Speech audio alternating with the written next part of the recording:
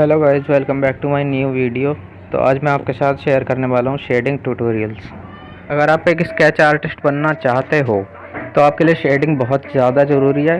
इसके बगैर sketch artist में कुछ नहीं हो सकता। अगर शेडिंग अच्छी नहीं है तो कुछ भी बेकार है सब। शेडिंग के लिए आप प्रैक्टिस आपको खुद ही करनी होगी। उसके लिए मैं आपके लिए कुछ नहीं कर सकता, क्योंकि शेडिंग तो आपको खुद ही सीखनी होगी। मैं सिर्फ इतना बता सकता हूँ कि इसका सही मेथड क्या है। सबसे पहले तो आपको ध्यान इस बात का रखना है कि आपको ये ऑब्ज़र्व करना है फ़ोटो में या फिर रेफरेंस फ़ोटो जो भी आपने ली है उसमें लाइट और डार्क शेडिंग कहाँ पर है। और शेडिंग नहीं तो आप कलर को देख सकते हैं कि कलर कहाँ पे डार्क हैं और कहाँ पे हल्के कलर हैं, और उसके हिसाब से आप शेडिंग कर सकते हैं। और उसी को समझाने के लिए मैंने जो है ये फ़ोटो ली है। मतलब ये ऐसी है नहीं, पर मैं इसे बनाऊँगा। इसे शेडिंग की तरफ से जो है ना, मैं 3D इफेक्ट देने की कोशिश करूँगा। तो आप देखते रहिए मैं ये कैसे करता हूँ। लाइट टू डार्क, सबसे पहले तो आपको शेडिंग हल्की करनी है। पहले तो एक लेयर कर लीजिए आप, और फिर उसके बाद से अगर सही रिज़ल्ट नहीं मिल रहा है तो दूसरी लेयर कर सकते हैं आप। जैसे कि यहाँ पे देख सकते हैं एक ही जगह पे मैंने 3 लेयर करी हैं, वो भी सिर्फ एक ही पेंसिल से। और आपको इस बात का ध्यान रखना है कि आप पेंसिल को ज़्यादा गढ़ा के ना चलाएं। मतलब कि होते हैं कुछ जो बिल्कुल डार्क कर देते हैं एक ही जगह से। तो पहले हल्का कर लीजिए जहाँ पे आपको हल्का चाहिए, और फिर जहाँ पे गाढ़ा हो, मतलब आखिर में डार्क जहाँ पर हो, तो वहाँ पर आप जो है दूसरी बार में लेयर कर सकते हैं। ये ज़रूरी नहीं है कि ये पहली बार में ही हो जाए कि डार्क आपको शेड मिल ही जाए।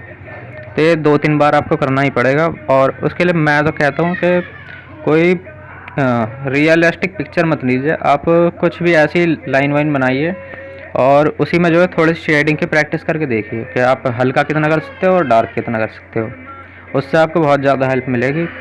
मैं शुरू में जो है ऐसे ही करता था। मैं ये सब बनाता नहीं था पहले फ़ोटो।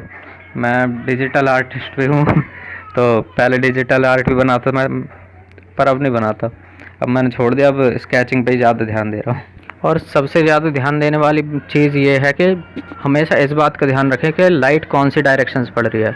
अगर लाइट जो है एक साइड से है, लेफ़्ट साइड से, तो उस साइड में जो है जो भी पोर्ट्रेट या फिर पिक्चर जो भी आप बना रहे हो, तो वहाँ की तरफ कम शेडिंग करें, मतलब हल्का ही करें थोड़ा।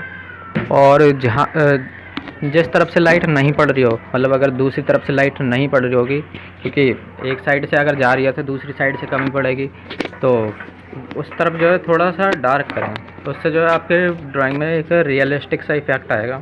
वो आप आराम से सीख जाओगे जब प्रैक्टिस करोगे। तो आपको ये खुद ही देखना है प्रैक्टिस कर करके कि आप कितना ऑब्ज़र्व कर सकते हो और किस चीज़ से आपकी ड्राइंग पे क्या फ़र्क पड़ रहा है, वो आपको खुद ही देखना पड़ेगा। और इसे समझने के लिए सबसे बेहतर चीज़ है कि आप अपने सामने एक ग्लास रख लें और देखें कि लाइट कौन सी तरफ से पड़ रही है, और उसी को देखकर अपने जो भी है जिस पे अभी आप बना रहे हो, तो उस पर देखकर ठीक से ध्यान लगाएं कि डार्क कहाँ पे हुआ है और लाइट कौन सी तरफ पड़ रही है। अगर आप ऐसा करोगे तो आप जल्दी सीख जाओगे, क्योंकि ग्लास या फिर जो भी चमकीली चीज़ है उन पर लाइट और डार्क का असर बहुत ज़्यादा पड़ता है। और सबसे ज़रूरी और आखिरी बात, अपने हाथ को एक ही डायरेक्शन में होल्ड करके रखिए जहाँ से आपको ज़्यादा बेहतर इफ़ेक्ट मिलेगा। अगर एक ही साइड से आप करते हो तो उससे आपके एक तो हाथ बैठ जाएगा कि ड्राइंग की शेडिंग एक ही साइड से आप कर सकते हो, और दूसरा बेनिफिट आपको ये मिलेगा कि कहीं भी आपको जो है अलग तरह की शेडिंग नहीं मिलेगी। अगर आप दूसरी डायरेक्शन से कर देते हो पहले डायरेक्शन से करने के बाद, तो उस पर दूसरे में ज़्यादा गाढ़ा हो जाएगा, वो बिल्कुल डार्क हो जाएगा।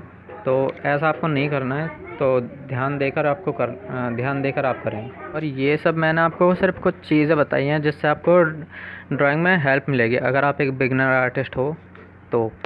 और जो बाकी की कुछ चीज़ें रह गई हैं कि शेडिंग कैसे करनी है असली पोर्ट्रेट पे, तो वो सब मैं आपको अपनी नेक्स्ट वीडियो में बता दूंगा।